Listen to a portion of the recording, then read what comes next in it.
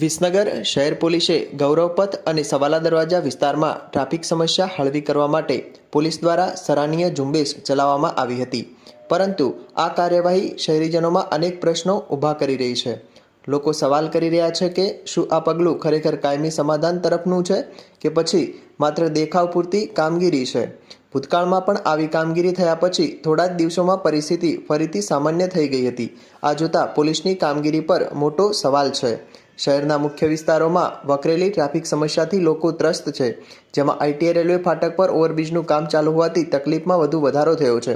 આટલી ગંભીર પરિસ્થિતિમાં પણ પોલીસે માત્ર લારી પાથરણાવાળાઓને હટાવીને 3 બ્લેક ફિલ્મવાળી ગાડીઓને દંડ કરીને અને માત્ર એક ગાડીને ડિટેન કરીને સંતોષ માની લીધો હોય તેવું લાગી રહ્યું છે।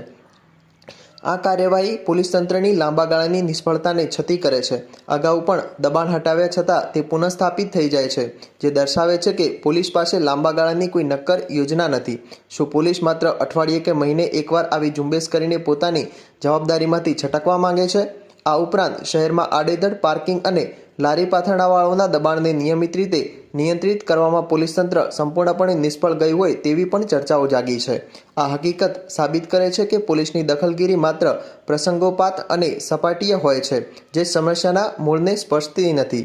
નવા પીઆઈ કેબી પટેલની ટીમે સરાહનીય કામગીરી શરૂ કરી છે, પણ શહેરના નાગરિકોમાં એવી ચર્ચા છે કે શરૂ કરેલી આ કાર્યવાહી કેટલા દિવસ ચાલશે? આ કામગીરીમાં સ્પષ્ટ ખામીઓ જોવા મળે છે। લારી પાથરણાવાળાઓને હટાવવા એ માત્ર એક અસ્થાયી ઉકેલ છે। જો વૈકલ્પિક વ્યવસ્થા કે કડક સતત પેટ્રોલિંગ નહીં હોય તો દબાણ ફરી થશે।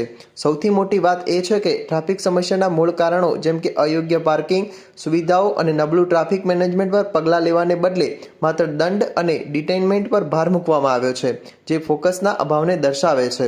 વિસનગરના નાગરિકોને એક દિવસીય ઝુંબેશ નહીં, પરંતુ કાયમી શાંતિ અને વ્યવસ્થિત ટ્રાફિક પ્રવાહ જોઈએ છે, જેના માટે પોલીસ તંત્રની સતત નિષ્ક્રિયતા અને યોજનાનો અભાવ જવાબદાર છે।